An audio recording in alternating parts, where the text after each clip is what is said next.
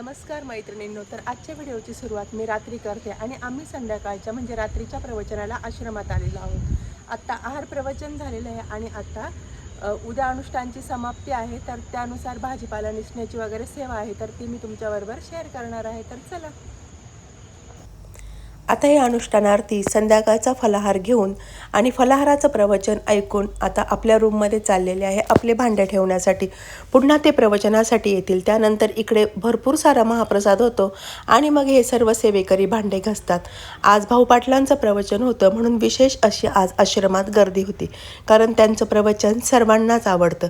आता इकडे भाजीपाला निसण्याची सेवा चालू आहे, कारण उद्या आहे महाप्रसाद म्हणजेच अनुष्ठानाची सांगता।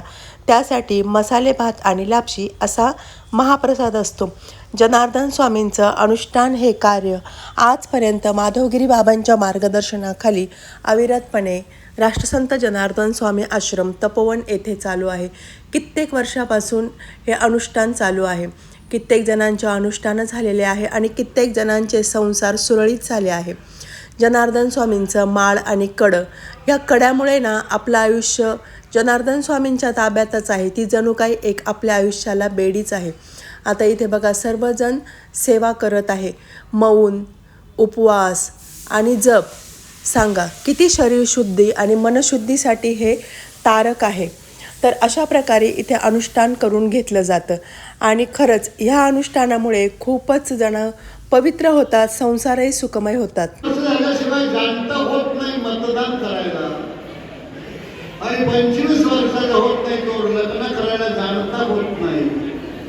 मग जर मतदानासाठी वयाची अट असेल, पात्रतेची अट असेल आणि लग्नासाठी वयाची अट असेल, पात्रतेची अट असेल, तर परमार्थ प्रवणतेसाठी हा दुर्लभ मनुष्य देह मिळाला, तो धन्य करण्यासाठी काही अटींची आवश्यकता आहे, पात्रतेची आवश्यकता आहे। त्यात पहिली पात्रता आहे जाणतेने गुरु भजते, तरच कळेल इथं काय यायचं, इथं काय करायचं, इथं काय द्यायचं, इथून काय न्यायचं, इथं काय सोडायचं, इथं काय स्वीकारायचं। रोज सकाळी माधवगिरी बाबा विधीचं महत्त्व समजून सांगतात आणि नामस्मरणाचंही महत्त्व समजून सांगतात। या विधीने कित्येक विद्यार्थी मोठमोठे ऑफिसर झालेले आहेत आणि खरंच विधी हा आमच्यासाठी एक तारक मंत्रच आहेच। 2 टाईम विधी करणं हे काही सोपं नाही, पण ज्याने विधी केली ना त्याचं आयुष्य एकदम सुरळीत होऊन गेलेलं आहे। जनार्दन स्वामी आश्रमात येणाऱ्या सगळ्यांचंच आयुष्य चांगलं झालेलं आहे, कारण मांसाहार आणि मद्यपान या गोष्टी तिथे खूप बंधनकारक आहेत। अगदी छोटी छोटी मुलंसुद्धा इथं सेवा करतात। बघा ना, एक मुलगी इतकी छोटी पण आल्यापासून ती सेवा करत होती आणि एक छोटा मुलगाही सर्वांना बघून सेवा करत होता। तर हे बाळकडूच जणू इथं पाजलं जातं। छोटी छोटी मुलं अनुष्ठानाला बसतात, लहानपणापासून एवढे संस्कार यांच्यावर होतात की बस, आणि हे संस्कार पुढे आयुष्यभर त्यांच्या कामाला येतात। एकही संस्कार कुठे वाया जात नाही आणि ह्या कलियुगात केलेली ही एक घोर तपश्चर्याच आहे। म्हणून तुम्ही सुद्धा एकदा जनार्दन स्वामी आश्रमाला नक्की भेट द्या। आता इथे बघा, किती जण संध्याकाळी रात्रीचं प्रवचन ऐकायला येतात। दिवसभर ज्यांना वेळ नसतो ते रात्री येतात, प्रवचन असतं आणि संतोषगिरी बाबांचं मधुर आवाजातील भजन असतं। मन अगदीच मंत्रमुग्ध होऊन जातो। हा छोटा दादा बघा कसा ना सेवा करत आहे, त्याला वाटते मी पण सर्व करल। ही मुलगी पण सांगितलं ना मी तुम्हाला, अशा प्रकारे इथे सेवासुद्धा करून घेतली जाते।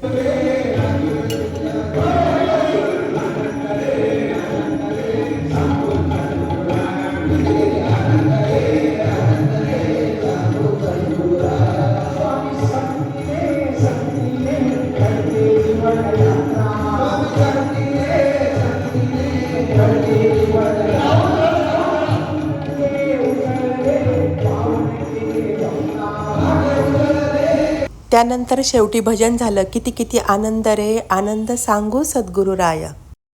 भजन चालू झालं आणि अनुष्ठानार्थी नाचायला लागले। कुठून आला एवढा उत्साह? तो फक्त 7 दिवसाच्या जप अनुष्ठानानेच आलेला आहे बरं का।